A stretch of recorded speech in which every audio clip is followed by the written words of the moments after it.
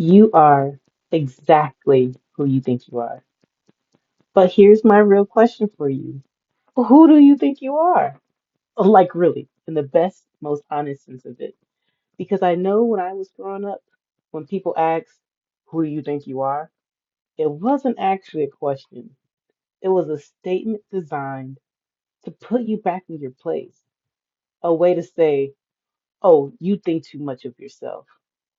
But I'm asking you today differently.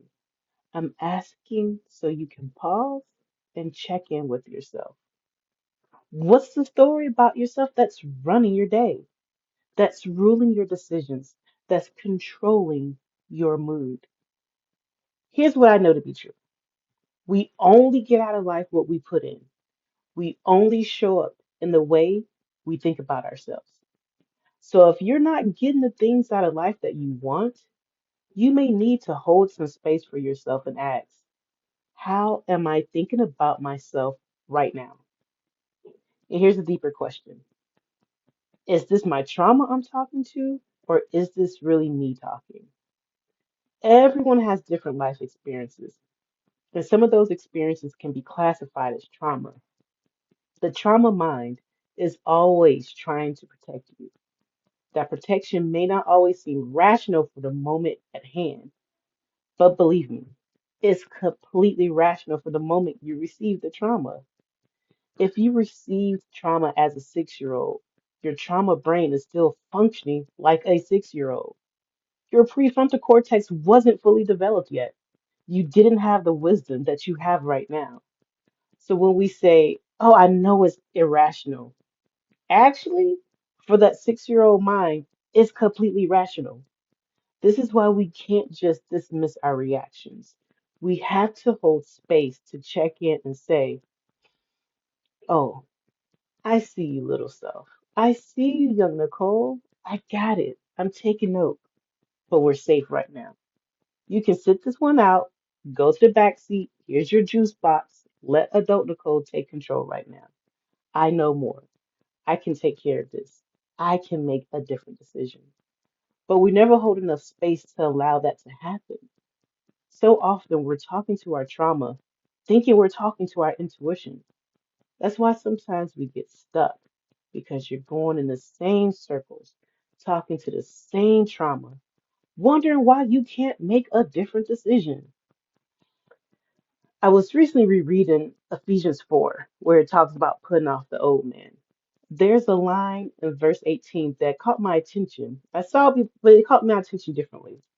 It mentions people who don't understand because of blindness of their hearts. But in some translations, it also says hardening of hearts instead of blindness of hearts. People think hardness of hearts or blindness of heart is just talking about being mean, stubborn, or cold. But if you really study it, it's about losing the sensitivity to receive. You're not as sensitive to the touches from God or whoever your higher power is, whoever you believe in, whatever bigger force is over you, the universe, whatever. We have to believe in something bigger than us. And for me, it's God. So if my heart is hardened, if I have the blindness of heart, I'm not sensitive to that touch. My perspective isn't actually clear. And if I'm judging life off a cloudy perspective, that's going to impact my emotions. That's going to impact whether I believe the world is working for me or is working against me. It's going to make it harder for me to really know who I am. So we you think about putting off the old versions of yourself. It's not just about doing different things. It's also about thinking differently, putting to rest the old stories that have gotten you this far. We thank them, but they can't take you higher. So I'm asking you today to give yourself a little space to be honest with yourself about who you think you are. And this doesn't mean you have to be all positive. I need you to be super honest. If you feel like you're weak, indecisive, whatever it may be, write it down. Get it outside of your head. It's important that we get it outside of our head so that you can look at it from your mental perspective at this age. If you keep it inside of your head, You let that 6 year old, that 10-year old, that 15-year-old self have a louder input. But when you get it outside of your head, you can look at it and say, hmm, I think I need to decide like this. I don't have to decide like that anymore. So write it down, be brutally honest. Don't get stuck there. Don't make this as a woe is me. Nothing ever good happens to me. No, no, no, we're not doing that. Look at it as, oh, I see where you're coming from. Okay, I think I can make a different decision now. I think I have more wisdom, more information, more power because I'm an adult and I'm okay. So give yourself space today. Write it on paper. Answer the question honestly. Who do you think you are? Talk back to that answer. Then decide who it really is you want to show up as. Because when people say you are exactly who you think you are showing up exactly who you think you are. Now, if what I shared today resonated with you, I want to invite you to something special. This work, this work right here, this work of understanding who you really are, separating your trauma voice from your true voice, and showing up as the mother and woman who you're meant to be. This isn't work that you want to do alone. So I created the Living Mother community on school because I know that transformation happens faster when we're surrounded by women who get it, women who are doing their same inner work, women who are choosing to show up differently for themselves and their families. Inside the Living Mother community, you'll find real conversations with women who understand your journey. You'll get practical tools to help you check in with yourself regularly, a safe space to be honest about who you think you are right now, and support as you decide who you want to show up as moving forward. This is where we hold space for each other.